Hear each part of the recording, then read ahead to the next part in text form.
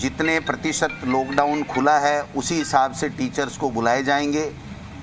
और जब तक सार्वजनिक ट्रांसपोर्ट पूरी तरीके से नहीं खुल जाता है तब तक किसी भी टीचर को जो बाहर से आता है उसको वो शाला प्रधान उसको कंपेल नहीं कर सकता है, क्योंकि काफ़ी ऐसे टीचर हैं जो दूसरे डिस्ट्रिक्ट्स में रहते हैं। तो कहने का तात्पर्य, जब सार्वजनिक ट्रांसपोर्ट खुल जाएंगे और लॉकडाउन के हिसाब से जब ऑफिसेज खोलने की जितने प्रतिशत की छूट सरकार के द्वारा दी जाएगी उतने प्रतिशत शाला के अंदर टीचर आएंगे, शेष को दूसरे कार्य में लगाया जाएगा। इसलिए 10वीं और 12वीं की जो एग्ज़ाम्स कैंसिल की गई हैं उसके बारे में जल्दी हम मेथड तैयार करके और जो बच्चे पढ़े हैं उनका किस प्रकार से मार्किंग होगी 10वीं और 12वीं की वो तय करके। यानी सर ये परीक्षाएं नहीं होंगी, ये कैंसिल का मतलब यही माना? कैंसिल का मतलब ये है कि परीक्षाएं नहीं होंगी, लेकिन जैसे सीबीएसई ने ये कहा है कि अगर कोई बच्चे उससे हमारी मार्किंग से संतुष्ट नहीं होंगे तो फिर सामान्य स्थिति होने पर कोरोना खत्म होने के ऊपर उसके ऊपर विचार किया जा सकता है। तो ये विकल्प हमारे लिए भी खुला हुआ है, लेकिन आज की तारीख में जो फैसला हुआ है वो ये हुआ है कि 10वीं और 12वीं की राजस्थान माध्यमिक शिक्षा बोर्ड की परीक्षाएं कैंसिल की गई हैं, नहीं होंगी।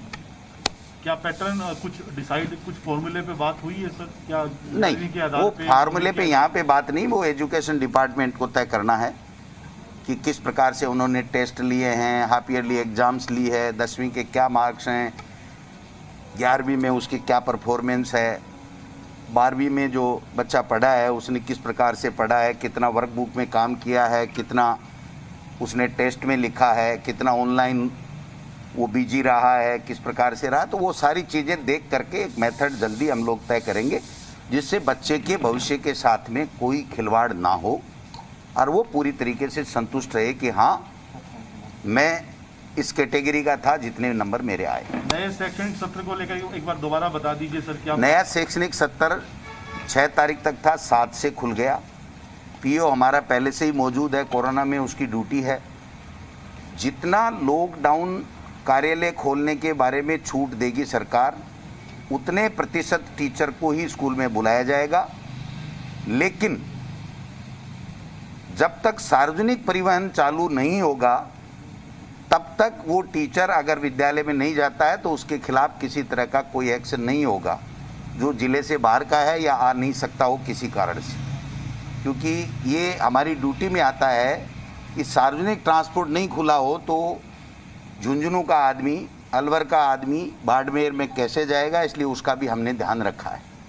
बाकी शेड्यूल हम लोग कल जारी कर देंगे कि उसको क्या क्या करना है, विद्यालय में कितने प्रतिशत को आना है, उनको बच्चों को किस प्रकार से जो स्माइल प्रोजेक्ट है उसके माध्यम से कैसे तैयार करना है, वर्कबुक कैसे तैयार करना है, उनका एडमिशन कैसे होना है, उनका प्रमोशन के जो बनाने हैं मार्कशीट वगैरह, प्रमाण पत्र बनाने हैं वो कैसे बनाने हैं, ये सारी चीज़ें कल हम लोग जारी कर देंगे। सर, एक अनाथ बच्चों को भी सरकार उनका ध्यान रखेगी, इस पे भी चर्चा हुई है? बिल्कुल बिल्कुल, इस पे भी चर्चा हुई है और इसको विस्तार से प्रमुख शासन सचिव फाइनेंस को कहा गया है कि आप इसमें ढंग से तैयारी कीजिए, क्योंकि केंद्र ने जो पैकेज देने की बात की है वो बिल्कुल एक तरीके से वो पैकेज कोई पैकेज नहीं है। 10 लाख रुपए की बात की है, लेकिन तब दिया जाएंगे तब वो 18 साल का हो जाएगा, यानी उसको आज की तारीख में कुछ नहीं मिल रहा। तो माननीय मुख्यमंत्री जी ने ये कहा है कि जो बच्चे इस कोरोना के कारण से अनाथ हो गए या जिसके दोनों माँ बाप चले गए या एक पहले चला गया एक बाद में चला गया, वो ऐसा होगा, तो उनको तात्कालिक राहत क्या मिलनी चाहिए, एजुकेशन उनकी बाधित नहीं हो, इसके बारे में, चाहे तात्कालिक आर्थिक सहायता के बारे में प्रमुख शासन सचिव फाइनेंस को मुख्यमंत्री जी ने निर्देश दिए कि जल्दी एक इस तरीके का अच्छा सा पैकेज तैयार कीजिए जिससे उन लोगों को जो अनाथ बच्चे हो गए उनको किसी तरह की रहने की, खाने की, उनके पालन पोषण की, उनके एजुकेशन की किसी तरह की कोई दिक्कत नहीं हो। ये सरकार पूरी तरीके से मुख्यमंत्री जी ने निर्देश दिए कि इनकी हम सब व्यवस्था करेंगे। वैक्सीन वेस्टेज पर क्या रहा पूरा परसेंटेज? वैक्सीन वेस्टेज के ऊपर जो प्रोपोगंडा फैलाया जा रहा है वो बिल्कुल गलत है भारतीय जनता पार्टी की तरफ से। वो जब एक्सपोज हो गए कि उनकी वैक्सीनेशन देने की नीति गलत है, वैक्सीनेशन उपलब्ध नहीं करा पा रहे हैं, फ्री में वैक्सीनेशन देने की बात थी वो फ्री में दे नहीं रहे हैं, ग्लोबल टेंडर हो नहीं रहे हैं, ऐसे में केवल मात्र भ्रम फैलाने के लिए और सरकार को बदनाम करने के लिए बातें की जा रही हैं। जबकि स्वास्थ्य मंत्री जी ने पूरी तरीके से बता दिया कि जो केंद्र सरकार के वैक्सीनेशन वेस्ट होने के जो मैक्सिमम जो क्राइटेरिया है कि 10% तक वैक्सीनेशन खराब हो सकती है, वो कहीं भी नहीं हुई पूरे राजस्थान में। और पूरे देश में जितने भी राज्य हैं उनमें भी नीचे पायदान के ऊपर वेस्टेज कम होने वाले राज्यों में राजस्थान का नाम है। और जो बूंदी में 25% बना रहे हैं वहाँ 2% के लगभग है। दूसरे ज़िलों में भी उन्होंने बताया कि जितनी वैक्सीन होनी चाहिए उससे ज़्यादा डोज हमको लगाएं, जितनी उपलब्ध हुई उससे ज़्यादा, यानी माइनस में है। और वो कहीं 10% बता रहे हैं, कहीं 15% बता रहे हैं, कहीं 25% बता रहे हैं। तो जो मोदी जी वैक्सीन देने में विफल हो गए, जो भारतीय जनता पार्टी कोरोना संक्रमण में केंद्र की सरकार से किसी तरह की सहायता लाने में विफल हो गई, वो अब इस तरीके का भ्रमजाल फैला रही है जिससे कि उनको ये हो कि जो मोदी जी की बदनामी हो रही है वो कम हो। और भारतीय जनता पार्टी जो कहीं दिख नहीं रही थी इस कोरोना काल में लोगों की सेवा में, वो अपने आप को ये साबित करने में लगी हुई है कि देखो वैक्सीन थी। लेकिन 10 लाख का आंकड़ा कहाँ से लाए, वो कहाँ से लाए 10 लाख का आंकड़ा? कोई आंकड़ा नहीं है। तो मैं समझता हूँ कि ये सारा का सारा भ्रम फैलाया जा रहा है केंद्र के इशारे के ऊपर भारतीय जनता पार्टी के एमपीज, मंत्री और नेताओं के द्वारा। उसको हम लोग पूरे तरीके से खारिज करते हैं। और माननीय चिकित्सा मंत्री जी ने बाकायदा लिख के दिया है उनको, हर्षवर्धन जी को, जवाब कि ये है, आपने सार्वजनिक चिट्ठी की है इसलिए मैं भी सार्वजनिक कर रहा हूँ। उसका जवाब आज तक हर्षवर्धन जी की तरफ से नहीं है। कोरोना में सर शानदार प्रदर्शन किया है पूरे प्रशासन ने, लेकिन फिर भी कुछ प्रशासनिक अधिकारियों को लेकर मंत्रियों ने शिकायत की आज सीएम से, खासकर जयपुर कलेक्टर से। तो चर्चाएं सब तरह की चलती हैं, सब अच्छा भी कहता है, किसी के कोई लगता है कि भाई मेरी बात नहीं सुनी गई होगी तो उन्होंने कहा होगा। लेकिन इस तरह की बात कोई अलग से कोई बात नहीं है। अपने अपने जो वृतांत बताते हैं आदमी के साथ, मेरे साथ ये हुआ, मैं वहाँ गया, वहाँ अच्छा हुआ, वहाँ अच्छा काम कर रहे हैं, उन्होंने मेरा फ़ोन नहीं उठाया, उन्होंने उठाया, इस तरीके की बातें चलती हैं। लेकिन वैसे कोई इस तरह की कोई शिकायत नहीं थी। उनका ये था कि भाई मेरे फ़ोन नहीं उठाया या फ़ोन पे जवाब नहीं दे पाए।